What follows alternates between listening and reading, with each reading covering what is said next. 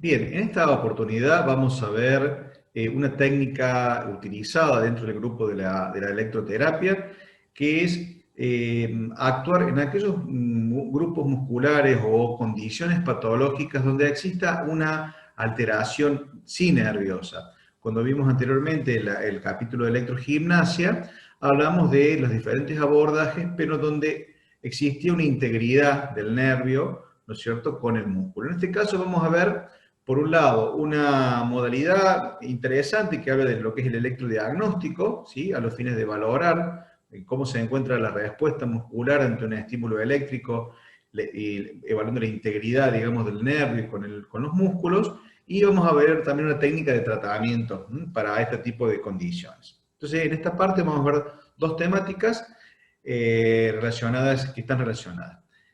Entonces, cuando hablamos de una condición patológica en donde existe una lesión nerviosa periférica, por ejemplo, una denervación muscular, una parálisis facial periférica, una sección de un nervio, ¿no es cierto?, por un accidente, por herida, es decir, toda condición que genere una alteración en la conducción, digamos, del estímulo eléctrico del nervio hacia el músculo, o sea, desde la zona medular a la periferia, va a tener ciertas condiciones diferentes al abordaje de un músculo que está hipotrófico simplemente por desuso.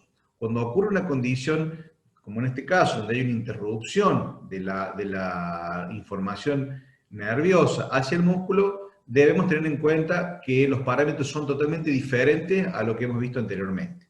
Entonces implica que vamos a necesitar activar un músculo con un grupo de corrientes. Fundamentalmente, las corrientes que son elegidas para un músculo que está denervado son las corrientes exponenciales, ¿sí? La corriente exponencial es aquella que tiene una pendiente de ascenso lenta, ¿sí?, y puede descender lentamente o puede descender bruscamente. Entonces, el primer concepto que quiero que ustedes lo tengan bien grabado en el tema, y después vamos a dar la fundamentación del por qué. Es justamente la utilización de corrientes o trenes de pulsos exponenciales, ¿sí?, de una duración determinada, ¿sí?, de ciertos milisegundos, de más de 30 milisegundos, para abordar lesiones periféricas. ¿Sí? Entonces, recuerden esta temática.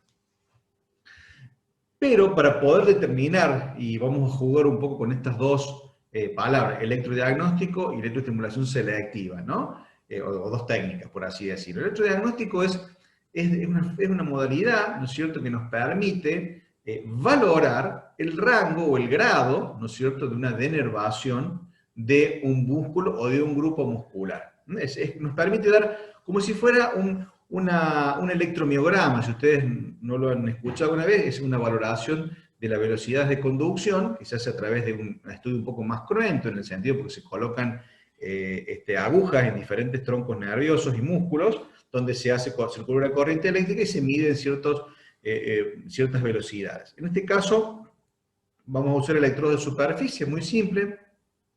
Se circula una corriente eléctrica y nos va a ir determinando una gráfica, que la vamos a ver luego, dando una idea de en qué condición está ese paciente que lo hemos visto por primera vez, ¿sí?, y nos permite ir viendo de manera documentada a futuro si la terapia está avanzando adecuadamente o se ha estancado o está en franco retroceso. Es decir, nos permite dar el electrodiagnóstico una evaluación, ¿sí?, que uno la puede documentar para poder valorar la eficacia del tratamiento. En este caso, lo que se realiza, el equipo, ya ustedes lo van a ver, se utilizan diferentes tipos de corrientes, formas de pulsos, ¿sí?, que le van a ir dando con una cierta duración en cuanto a milisegundos y en cuanto a intensidad, y luego ir construyendo una gráfica específica, la que nos va a determinar una clasificación en qué estadio está un grupo muscular o un músculo en particular. Es importante que tengamos en cuenta y el por qué usamos este tipo de técnica cuando hay una lesión periférica, y es reconocer o identificar, ¿no es cierto?, y recordar cuáles son estas características de los nervios periféricos. Cuando un nervio periférico ha sufrido una lesión, ¿sí? Un traumatismo, una lesión, una infección, lo que fuere, ¿sí? Hay una pérdida de función, ¿sí? Hay una pérdida de la función del nervio es transferir el impulso, pero a su vez hay una serie de cadenas, digamos, para que esto se produzca una cadena metabólica, para que realmente pueda darse esta conducción eléctrica, por así decirlo. Y obviamente se va a manifestar funcionalmente con una pérdida de la función, que puede ser sensorial o motora. En este caso, vamos a trabajar en el día de hoy, vamos a especificar fundamentalmente la pérdida o la disminución de la función motora de aquellas regiones que están denervadas. Es importante también declarar que nuestro grupo muscular no son inervadas solamente por una fibra nerviosa, ¿sí? Siempre hay colaterales que lo facilitan y eso es lo que nosotros aprovechamos dentro de nuestra experticia de la recuperación, es tratar de activar los elementos remanentes que nos van quedando como funcionalmente para poder justamente llevar adelante una función determinada, ¿sí? Como el caminar, como el cerrar la mano, etc. Entonces, estas pérdidas, porque decimos que puede haber tenido un paciente, pueden ser compensadas por reinervación de otros músculos, ¿no es cierto? De otras fibras nerviosas, ¿sí? Por mecanismos que son fisiológicos. Por un lado, la regeneración de los axones, es decir, cuando un nervio se produce, tiene una lesión, hay un proceso de cicatrización, ¿sí? Un proceso de curación de ese nervio, que se llama regeneración waleriana, ese es el nombre que tiene, es decir, va generando una serie de crecimiento del extremo distal donde se ha roto o está lesionado ese nervio, y por otro lado, por una ramificación colateral de otros axones que no están lesionados. Por eso les decía que algunos grupos, es raro que vayamos a encontrar una pérdida absoluta de movilidad, ¿sí? Pero cuando eso ocurre, allí sí hay que prestar particular atención en cuanto al diagnóstico y en cuanto a la selección de tipo de onda que vamos a usar en este caso. Entonces, esto es importante entender. Otras cosas que son importantes entender, aquí tenemos simplemente una gráfica de cómo tenemos el corte de un nervio, tenemos el epineuro, ¿no es cierto? Y a su vez, sujetado en pequeños paquetitos de otras fibras nerviosas, ¿no es cierto? Donde termina, si nos vamos yendo a nivel microscópico, cada vez más pequeños vamos a ir a encontrar las diferentes fibras que conducen el nervio, las diferentes fibras específicas para dar diferentes funciones y transferir diferentes estímulos, ¿sí? De manera ascendente o descendente. Aquí tenemos encontrar y recordar que también hay vasos sanguíneos, hay tejido graso, hay tejido conectivo entre estas vainas, en este ramillete, ¿no es cierto?, dentro del nervio, que está conformado por miles de fibras, de fibrillas, están empaquetadas y a su vez están separadas y tienen obviamente elementos nutricionales donde hay arterias, venas y tejido graso. Y esto tenganlo en cuenta porque luego lo vamos a retomar. Esto fisiológicamente es lo que normalmente tenemos. Hay diferentes clasificaciones de lesiones periféricas. Yo les voy a dar esta que es muy simple de clasificarla, ¿sí? Hay otra forma más, pero Seddon, por ejemplo, es un autor que la clasifica en 3 grupos o 3 condiciones patológicas. Una es la neuropraxia, la otra condición es la axonotmesis y la otra clasificación es la neurotmesis. ¿Qué es cada una de ellas?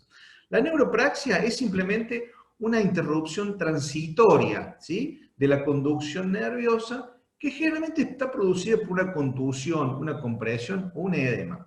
Por ejemplo, si uno a veces coloca la pierna en forma de 4, ¿no es cierto?, colocando nuestra zona lateral del peroné, ¿no es cierto?, sobre nuestra rodilla, después de un determinado tiempo sentimos como un adormecimiento en el pie, o sentimos un adormecimiento en toda la pierna por la compresión a nivel del isquión de una raíz del ciático, ¿sí? O si he dormido mal y he comprimido en la zona axilar, ¿no es cierto?, con un objeto más o menos rígido durante un periodo de tiempo, voy a generar una parálisis transitoria de ese grupo, de parte del plexo braquial, y lo que va a dar, ¿no es cierto?, una pérdida de función. La ventaja que tiene esto, que si bien hay una parálisis, es transitoria, o sea, puede durar minutos, segundos, minutos y en algunos casos horas, y prácticamente no hay una lesión en sí, es simplemente una compresión, es decir, se disminuyó el caudal de información de una manera, por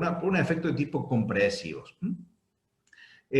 Como les decía, la clínica cursa con parálisis motora, pero no hay ningún tipo de lesión, no hay ruptura, no hay degeneración neuronal y, como les decía recién, puede ser espontánea. A veces en minutos o segundos, en algunos casos, eso suele reducirse y no hay ningún tipo de acción que haya que hacer en este caso.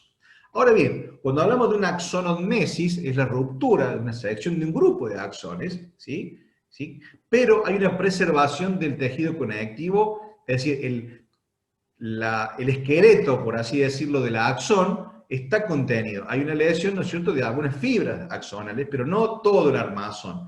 ¿Y esto qué hace? Que con el correr de los días, ese nervio, por ejemplo, vamos a poner un ejemplo, podría ser una sección nerviosa, una infección, ¿no es cierto?, que tome un nervio periférico. Entonces, esto va a desencadenar un mecanismo de regeneración de tejido, ¿sí?, en el cual va a conformar lo que se denomina regeneración waleriana. Es por el autor que lo describió. La gravedad de esta lesión obviamente va a estar en relación al grupo o al grupo o cantidad de fibras, ¿no es cierto?, de axones seccionados, ¿sí? Si son pocos axones, la recuperación va a ser más rápida y, o sea, la función no va a estar tan afectada, como en otros casos sí lo va a tener. En el caso que haya una sección completa de un tronco nervioso importante, obviamente que la gravedad es mucho mayor y en estos casos, puntualmente, cuando hay una sección de un gran tronco nervioso, quizás la conducta va a ser quirúrgica la elegida. Por mecanismo de recuperación o por mecanismo de regeneración, en cuanto al proceso de cicatrización que vimos en la primera parte, que hablamos de las diferentes etapas inflamatorias, si ustedes se recuerdan, etapa de reparación de fibroblásticas y etapa de maduración, en el nervio es importante entender que también, obviamente, esto también cae la generalidad de la ley, pero algo interesante, el tejido nervioso puede regenerarse a una velocidad de 1 milímetro por día. Obviamente esto va a depender, en el caso del nivel de lesión, cuánto es la separación de ese nervio, de esa sección nerviosa, y va a depender también de la posibilidad de poder estimular una acción concreta para facilitar que haya el fluido, ¿no es cierto?, de esa energía, ¿sí?, de ese estímulo eléctrico o ese estímulo que uno realice como fisioterapeuta para agilizar y que haya y mejorar y contribuir para que esta velocidad se mantenga o incluso se acelere, según sea el tipo de agente terapéutico que yo utilice. Y la corriente eléctrica, en este caso, es de elección porque es la que justamente actúa directamente sobre la fibra nerviosa, que es la que conduce este estímulo eléctrico. La neurognesis es un caso un poco más grave, es donde hay una sección completa del nervio, donde va a haber una gran dificultad para que haya una regeneración espontánea. En estos casos, como les decía anteriormente, son casos, por ejemplo, de grandes rupturas nerviosas, de troncos nerviosos importantes, donde realmente ya hay una pérdida del armazón y la conducta, en estos casos, es la microcirugía, ¿cierto? Es un terreno, obviamente, el neurocirujano, que va a proceder a restituir, ¿no es cierto?, la unión de esos cabos para evitar que la pérdida de la función sea muy importante, ¿no? Entonces, esto es lo que se denomina la neurognesis. Aquí simplemente un ejemplo, como le decía recién, una axón normal. Aquí tenemos diferentes esquemas, ¿no es cierto?, donde va a haber diferentes tipos de lesión, ¿no es cierto?, y la regeneración waleriana que le decía recién se va a producir en estos cabos, ¿no?, en un cabo de un lado y del otro lado. Aquí tenemos una gráfica muy simple, muy interesante y la verdad que es muy ilustrativa, que se los muestro, es de Seddon y Sunderland, es un autor que describió, por ejemplo, estos grados, e incluso ahí puso subgrados, la neuropraxia, la axonomesis y la neuromesis. A su vez, la de axonomesis la dividió en 2 grados más, tercer grado y de cuarto grado. Y fíjense un ejemplo. Tenemos la neuropraxia, déficit motor, ¿sí? Hay un déficit motor total, hay déficit sensitivo, mínimo nulo, déficit vegetativo, acuérdense que estamos hablando de un sistema nervioso también periférico, no hay casi déficit vegetativo. La información del electromiograma, esta es la información. La anatomía patológica, va a haber una desmineralización selectiva, ¿sí? Pero no va a haber atrofia muscular, ¿sí? Acuérdense que esta es una de recuperación prácticamente espontánea. En el caso de la axonomesis, el déficit motor es total, el sensitivo también es total, también hay un déficit vegetativo, y aquí en cuanto a la anatomía patológica, hay la degeneración boleriana del axón, hay atrofia muscular progresiva. Vamos, por ejemplo, al caso del tercer grado, ¿sí? En los 3 déficits están presentes, ¿sí?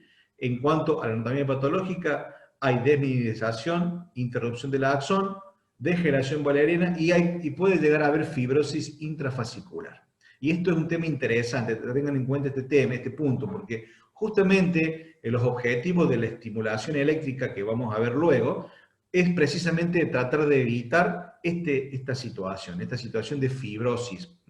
Y cuando hablamos de fibrosis muscular no nos referimos a que hay un tejido fibrótico por una cicatriz. Hablamos de una fibrosis en un concepto de que el músculo ha perdido su función y ha perdido su estructura por pérdida de activación eléctrica.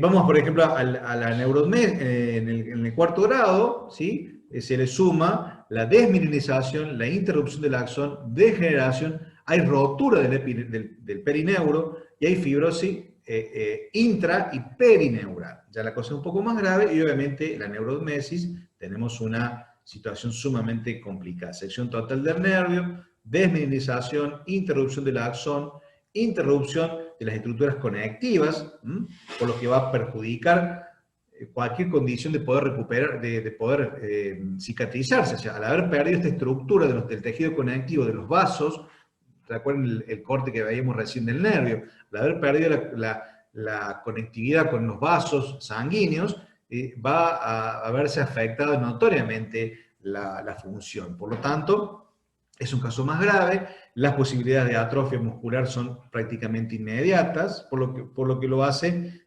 necesaria la participación, en este caso, del abordaje quirúrgico.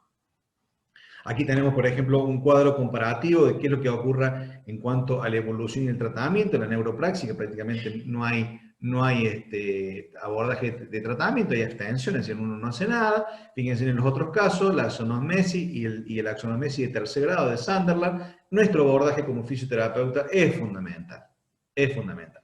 ¿Sí? Ya cuando hablamos del cuarto grado o el de la neuromesis, la idea es hacerlo de característica, el abordaje va a ser quirúrgico.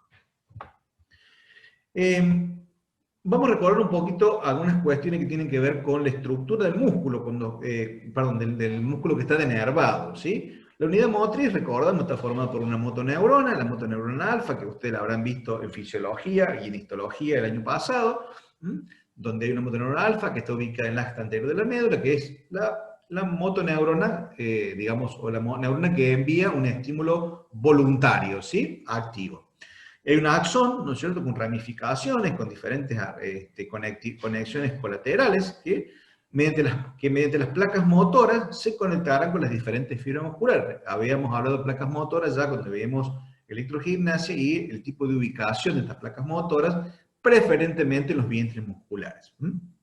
Eso es dentro de la normalidad. Un ejemplo básico, una gráfica muy simple, ¿sí? Donde tenemos la motoneurona en el axis anterior de la médula, ¿no es cierto? Y luego un axón con las diferentes ramificaciones, con las diferentes inserciones, por así decirlo, conformando placas motoras en las diferentes fibras o miofibrillas musculares. Obviamente, cuando hay una lesión, desde la médula hacia la lesión, es donde nos preocupa, es donde nuestra acción como terapeutas se hace presente, ¿no?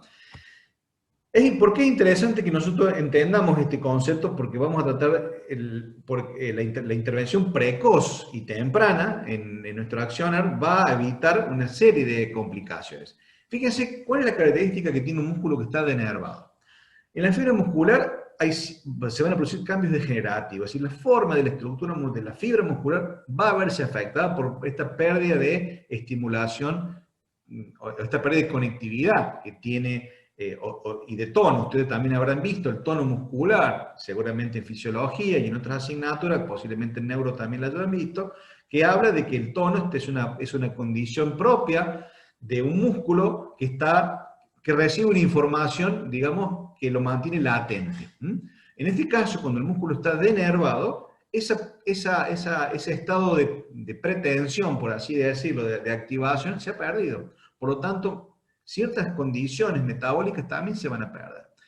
La degeneración axonal va a impedir que haya un transporte de sustancias que son neurotróficas, ¿sí? Recuerden ustedes, ahí tenemos un gráfico muy simple también, y abajo tiene una microscopía electrónica de un corte de un nervio con una fibra muscular, como en este caso está perdido, o sea, si se ha perdido la conexión.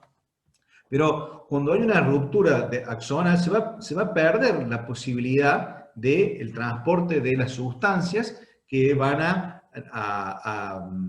producir el metabolismo propio de la contracción de su función, que en este caso es la contracción muscular, y se va a ver disminuido el recupero de esa fibra nerviosa. La placa motora, es decir, el lugar donde se inserta, donde se produce las vesículas sinápticas, digamos, se va a producir la sinapsis entre la fibra nerviosa y el músculo, pierde su forma, se deforma. Comienzan a aparecer una serie de enzimas que empiezan a deformar la zona, comienzan a aparecer el tejido graso en ese lugar, se comienzan a degradar ciertas proteínas que funcionan como proteínas contráctiles, ¿sí? Que son necesarias para producir la contracción muscular, en sumatoria de otros elementos como el ion de calcio, ¿sí? Potasio, que son necesarios para poder facilitar la contracción muscular. Se reducen otras enzimas, ¿sí? Que son enzimas glicolíticas y oxidativas, es decir, que tienen que ver con el trabajo de la contracción muscular, digamos, en cuanto al mecanismo metabólico, ¿no es cierto?, de una contracción muscular voluntaria que sea mantenida en el tiempo. Es decir, se pierde la función, se pierde la resistencia de ese músculo ante las diferentes contracciones musculares. Es decir, empieza a haber un cambio muy importante en toda la estructura muscular. Y obviamente esta situación hace de que invada nuevamente, digamos, se afecta el tejido conectivo y aumenta el tejido graso, facilitando de esta manera la aparición de la fibrosis, que es lo que no queremos producir, no queremos que se produzca en nuestro tratamiento. Aumenta el tejido adiposo, es decir, el tejido graso va a invadir todas estas estructuras, va como un efecto de relleno. Va a haber una afectación en el tejido venoso, es decir, va a haber un éstasis venoso, es decir, un estancamiento, eso sería un éstasis venoso. Va a haber un deterioro de las paredes arteriales y atrofia capilar, por lo tanto va a verse afectada el aporte sanguíneo, es decir, se va a ver afectado y obviamente con no haber aporte sanguíneo va a haber afectado el metabolismo. Se disminuye la actividad de una enzima, ¿no es cierto? Y va a afectar el sarcolema, ¿sí? Y va a generar una serie de elementos que no son adecuados porque van a ir facilitando cada vez más la pérdida de la función. Es decir, comienzan a haber pérdidas justamente de mediadores químicos, ¿sí? Como la acetilcolina, que son necesarios en la contracción muscular. Obviamente el potencial de membrana en reposo disminuye, ¿sí?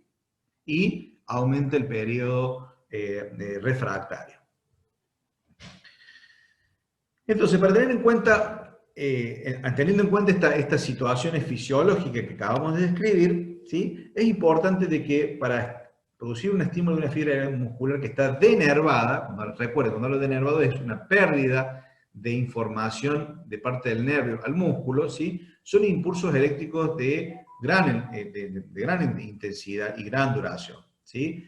Debido a esta, digamos, si fuera lo normal, debido a estas modificaciones anatómicas y fisiológicas, esta fibra muscular es muy fatigable y con poca reserva energética, lo que acabamos de decir recién, es decir, hay una pérdida importante de sustrato que nos permitan dar una contracción muscular, digamos, continuada. Por lo tanto, y aquí surge un tema que lo vamos a reforzar luego en la parte, digamos, práctica, en lo que cuando hablamos de electroestimulación selectiva, no hablamos de tiempos de sesión de estimulación, sino hablamos de calidad de estimulación. Es decir, no se debe estimular colocando 15, 20 o 30 minutos, como podría ser en el caso del electrogimnasio. Aquí vamos a graduar en la calidad de la contracción. Entonces, es importante, en esa sesión obtuve 1, 2, 3, 5 contracciones que son visibles y luego comienza a perder la calidad, ahí me detengo, no sigo estimulando.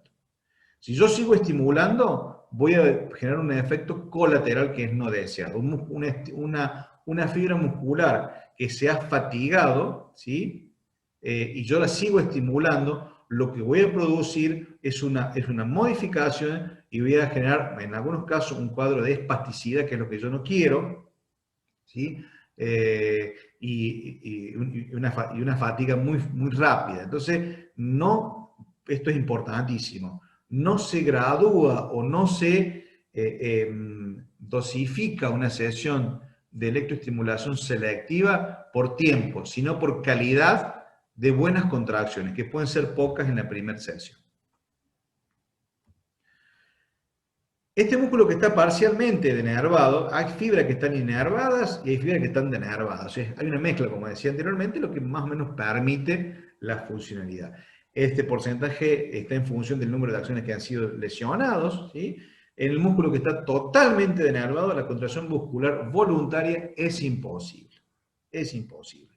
En un músculo que está parcialmente denervado, la contracción voluntaria será posible fundamentalmente en aquellas fibras que sí reciben información de algunas fibras que no están lesionadas. Entonces va a haber una contracción, pero siempre la calidad y la función va a estar afectada, siempre, en estos casos siempre, en más o en menos. Cuando hablamos de electrodiagnóstico por electroestimulación, lo que vamos a utilizar son una serie de corrientes, de impulsos, ¿no es cierto?, rectangulares y exponenciales o triangulares, que nos va a permitir dar con diferentes secuencias, nos va a permitir dar un grado de cómo se encuentra funcionalmente ese grupo muscular. Y nos permite justamente valorar en esta escala que vamos a ver luego, cómo se las clasifica a esta gráfica que nos van a dar estas pruebas, ¿no? Consisten en enviar diferentes impulsos eléctricos con diferente duración, realmente son 14 puntos que se realizan, que ya vienen prefijados en cuanto a milisegundos, y lo que uno tiene que ir buscando es ir graduándole, buscando la intensidad hasta encontrar un punto de estimulación eléctrica, de respuesta muscular, que puede ser palpable, no hace falta una contracción muscular, pero sí que realmente hay una contracción, hay una percepción de la contracción muscular. Generalmente vamos a utilizar la duración inervado-nervado, es aquella duración en la cual hay una posibilidad de que se produzca, entonces vamos a ir graduándolo en cuanto a la duración. Es una terapia no invasiva porque, como les decía anteriormente, a diferencia del electromiograma, no hay colocación de agujas a nivel de los troncos nerviosos, sino que se utilizan electrodos de superficie. Y vamos a valorar algunos elementos principales. Uno es la curva de intensidad-tiempo, que es la más importante de todas, la cronaxia, ya vamos a ver qué es cada uno de ellos, la valoración cualitativa de la respuesta muscular, o sea, eso se va a ver cómo es la contracción, hay el test de Fishgold, el cociente de acomodación y el test de excitabilidad farádica. De esto vamos a ver algunos de ellos, que son los más importantes. Uno es la curva de intensidad-tiempo, que ustedes te vienen aquí, una gráfica donde tenemos un estímulo eléctrico, ¿sí?, de tantos miliamperes. Acá tenemos diferentes, en este caso tenemos 1, 2, 3, 4, 5, 6, digamos 7 puntos, pero vamos a ver luego que son 14 los que se realizan. y nos va a permitir dar un elemento que se llama el arreo base. El arreo base no tiene mucho valor diagnóstico, ¿sí? Es en realidad el arreo base la intensidad mínima necesaria para producir una respuesta umbral, ¿sí? Utilizando un impulso que es de forma rectangular, ¿sí? De 1 segundo de duración, ¿sí? No es imprescindible, pero sirve como para relacionarlo con el otro elemento que sí nos interesa, que es la cronaxia. ¿Qué es la cronaxia? La cronaxia es el tiempo mínimo, de impulso mínimo, capaz de producir una contracción mínima, ¿sí? Es decir, visible o palpable. Allí sí es importante, y lo que nos interesa conocer es que un músculo que está normalmente inervado, cualquiera de nosotros, ¿sí? Que nos hagamos una prueba, vamos a encontrar estas variables, ¿sí? Un músculo que esté inervado, la cronaxia siempre será inferior a 1 milisegundo, ¿sí? Un estímulo rectangular, recuerden en este caso, rectangular de 1 milisegundo.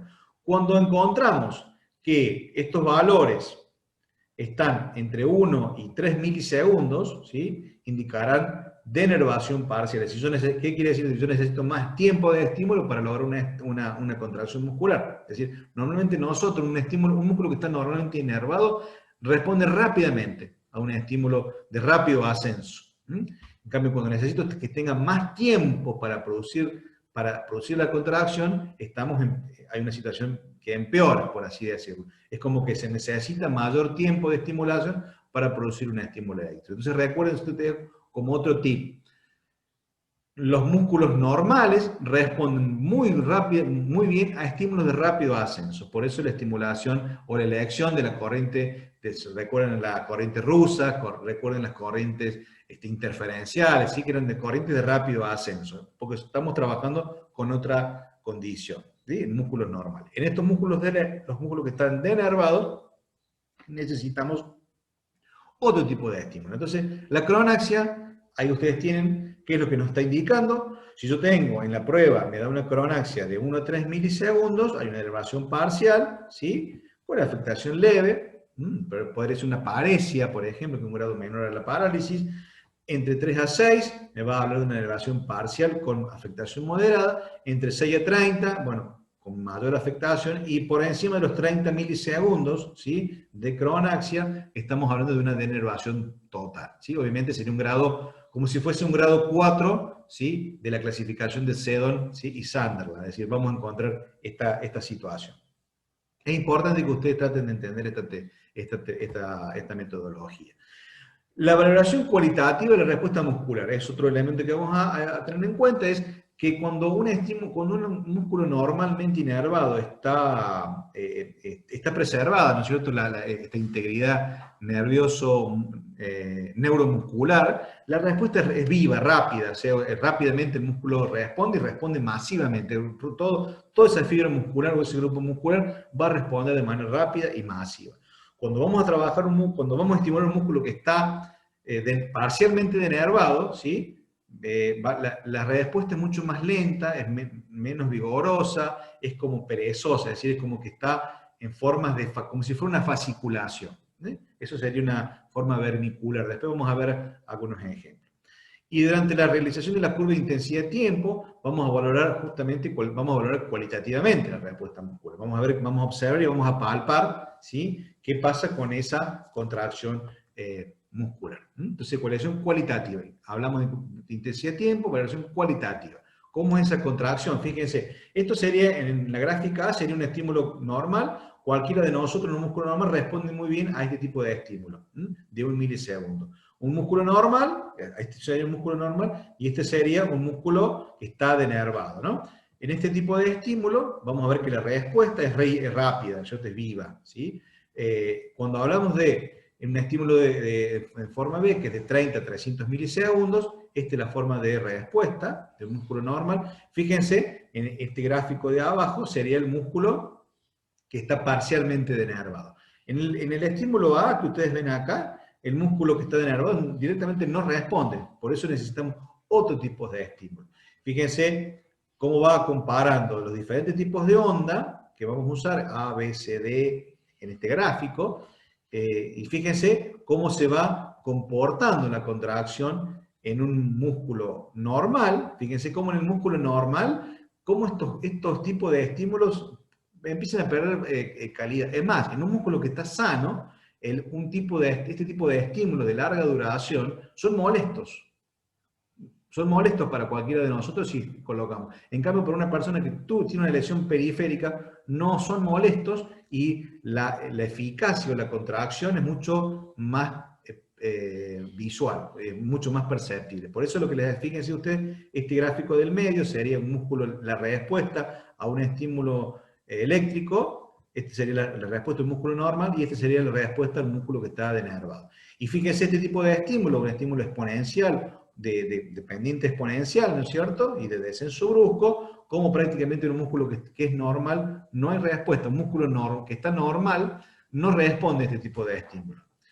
Y sí lo responde el músculo que está denervado o parcialmente denervado. Entonces, esta gráfica nos permite valorar justamente la calidad de la respuesta de contracción. Y aquí tenemos los 14 puntos que yo les decía. Fíjense, comenzamos con una gráfica que puede ser manual, que le vamos a proveer que ustedes tengan esta gráfica para que ustedes lo puedan ver, pero también lo vamos a ver luego en un video, cómo se produce esta imagen, y la gráfica la construye el mismo equipo en un display que nos va a dar el tipo de gráfica. Fíjense, comenzamos, tenemos un eje donde acá tenemos los tiempos, recuerden ese tiempo, desde 0.05 milisegundos, ¿no es cierto?, hasta 1000 milisegundos, es decir, hasta un segundo. 1000 milisegundos es un segundo de duración del pulso.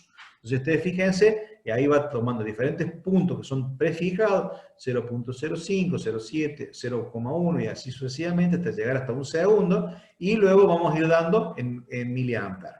Cuando se tildan ya estos 14 puntos, vamos a obtener una gráfica, o sea, uno va a ir colocando un punto en cada uno de ellos, donde encontró esa respuesta visible y palpable, y va a ir marcando.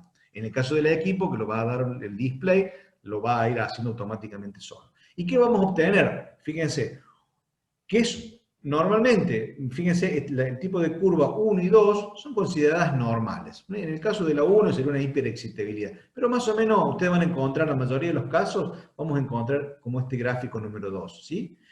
A medida que nos vamos desplazándonos hacia la derecha de la gráfica, la cosa empieza a empeorar. Es decir, yo necesito acá, fíjense, ¿qué quiere decir esto? Que yo necesito más tiempo, porque comienza, fíjense en el caso del punto 3, que es una denervación parcial, ¿no? Que quizás sea de un paciente que tiene una parálisis facial periférica reciente, una lesión nerviosa, en el nervio mediano, en el nervio cubital, en el ciático popliteo externo. Voy a encontrar quizás esta gráfica número 3, donde yo necesito. Fíjense que en los primeros tiempos de milisegundos prácticamente no hay respuesta, ¿sí? Recién empieza a aparecer cuando hay 2 milisegundos, casi entre 1 y 2 milisegundos, y con una intensidad elevada, ¿sí? Recién allí, estos son 15 miliamperes. Y allí voy aumentando esa intensidad hasta ir dando, relacionándolo con la duración del impulso, y nos va a construir esta gráfica. Cuando fíjense en el caso, el punto 4, que sería un ejemplo de una denervación total o severa, prácticamente no hay casi actividad en los primeros 10, 12 puntos, prácticamente de esos 14 que les decía recién comienza a haber actividad en los 30 o 40 o más de 30 milisegundos, ¿sí? Con una intensidad elevada. Y en el caso sería un caso 4, el ejemplo 4 sería un caso ya sumamente mucho más grave, y el caso 5, fíjense, necesito altísima intensidad, 40, 50 miliamperes, para producir una contracción que prácticamente se mantiene. Tiene este tipo de forma de serrucho que tiene aquí, donde yo necesito mucha intensidad, y obviamente este es el caso de una fibrosis muscular. Reitero, la fibrosis muscular no como fibrosis, y lo repito porque a veces se suelen confundir, como un tejido fibrótico propio de una fibrosis, de una cicatrización, sino realmente una fibrosis en el concepto mucho más amplio, en un concepto donde hay pérdida de función y pérdida de las propiedades que tiene el músculo, de contractibilidad, excitabilidad, elasticidad, etc. Bueno, hay una serie de, aquí explica un poco lo que decía recién, es que estas curvas, mientras se vayan desplazando hacia arriba y hacia la derecha, va a haber mayor gravedad de la situación. Entonces, este tipo de curva nos va a permitir valorar, por ejemplo, si yo tengo un paciente que comencé con un grado, con una gráfica 3, y luego de un determinado tiempo de sesión, con el abordaje que yo realice, con electroterapia, con estimulación manual, con ejercicio, con el abordaje que yo vaya a realizar, de pronto le hago un nuevo test y me encuentro con una gráfica 2, quiere decir que estamos prácticamente muy bien evaluando. O 2, o va desplazándose a la izquierda. Por eso es importante documentar, registrar y poner en la historia clínica de nuestro paciente. O, lo contrario, si empezamos con un 3 y la propuesta terapéutica nos fue llevando luego de 2, 3 semanas, un mes, que hacemos una nueva valoración a un gráfico 4, la situación nos está diciendo que la condición ha empeorado. Después analizaremos por qué puede haber empeorado esa condición, quizás sea propia de la patología que el paciente presenta o quizás algún error en nuestro abordaje terapéutico. De todos modos, nos permite, como dije recién, documentar nuestra intervención terapéutica. Esto un poco más expresa lo que ya veníamos hablando, donde un músculo que si bien si estimulamos eléctricamente un músculo que está inervado, la contracción se produce por estimulación de las acciones que están intactos, ¿no es cierto? Y es vivo, es vivaz, es firme, ¿sí? Los músculos que están, las fibras musculares que están denervadas no van a poder ser estimuladas, ¿sí? A través de este axón, sino a través de otro, ¿sí? O si no se ha regenerado, ¿no es cierto?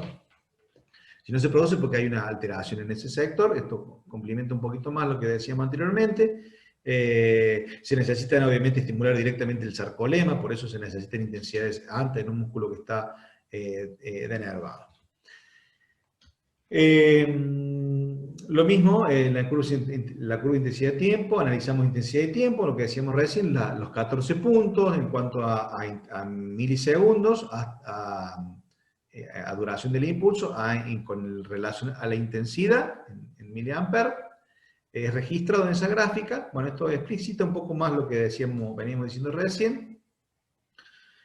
Bien, y obviamente si el desplazamiento hacia la izquierda, bienvenido sea, estamos bien. Si el desplazamiento en la gráfica hacia la derecha, la situación está empeorando, ¿no?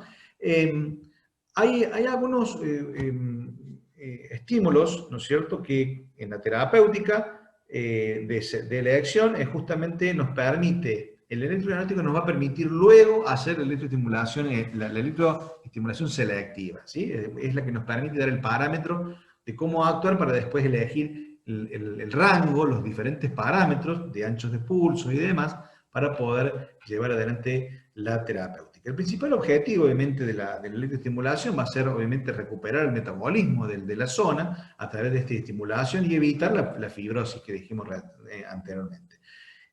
Al mantener, al estimular eléctricamente un músculo, vamos a permitir de que haya de que el metabolismo intraaxonal, por así decirlo, se mantenga, es decir, que haya una activación, de que haya comportamiento enzimático, que haya un comportamiento de los fluidos, como en el caso de la sangre, ¿sí? Fundamentalmente con los aportes y los nutrientes que vamos a necesitar, para facilitar que ese tejido se vaya regenerando, se vaya uniendo, ¿no? Y a su vez vayamos estimulando y evitar que ese músculo o ese grupo muscular pierda la funcionalidad y pierda sus propiedades, ¿no? De contractilidad, elasticidad, flexibilidad, etc. Aquí tenemos algunos ejemplos que lo van a ver luego en los prácticos, a través de diferentes tipos de estimulación, en la cual vamos a elegir con electrodos de superficie, podemos encontrar diferentes puntos motores, que también sería importante ser mucho más preciso, y esto podemos estimular directamente sobre un tronco nervioso, donde ahí vamos a estimular, que sería lo ideal, porque ahí vamos a poder estimular todo el territorio que está inervado por este nervio, y obviamente va a estimular diferentes fibras, ¿sí? A través de técnicas bipolares, como en este caso, o técnicas monopolares que lo van a ver también luego, especialmente cuando yo quiero seleccionar un punto determinado o quiero, por ejemplo, abordar los músculos de la fascia, es decir, los músculos faciales. o cuando yo quisiera estimular puntualmente los músculos, pequeños músculos intrínsecos de la mano, donde yo quiero activar el aductor del pulgar, el flexor, etc. Es decir, allí podemos elegir específicamente una técnica monopolar, ¿sí? Que es una técnica, es un electrodo en forma de lápiz. Entonces podemos utilizar una técnica bipolar en este caso, ¿sí? Como ustedes están viendo aquí, en diferentes sectores. Estamos estimulando, en el caso de una parálisis a nivel braquial, donde tenemos aquí estimulando el nervio circunflejo, ¿sí? Diferentes estructuras. Aquí estamos trabajando los músculos dorsiflexores de la muñeca, ¿sí? Aquí estamos trabajando también parte de la deviación cubital, es decir, lo que aquí en la imagen de arriba estamos trabajando fundamentalmente la dorsiflexión, los músculos y el territorio que para generar la dorsiflexión del pie, ¿sí? En un caso de una parálisis, digamos, del ciático popliteo externo, en fin, una serie de elementos que nos permiten abordar esta terapéutica de una manera más correcta posible. En los prácticos vamos a ver una parte relacionada a la estimulación selectiva, específicamente con los diferentes tipos de técnicas, y también vamos a ver la mostración del equipo, en este caso se llama un equipo, se llama Integra, que permite valorar, tiene casi todas las corrientes, pero puntualmente vamos a poder hacer la técnica de electrodiagnóstico.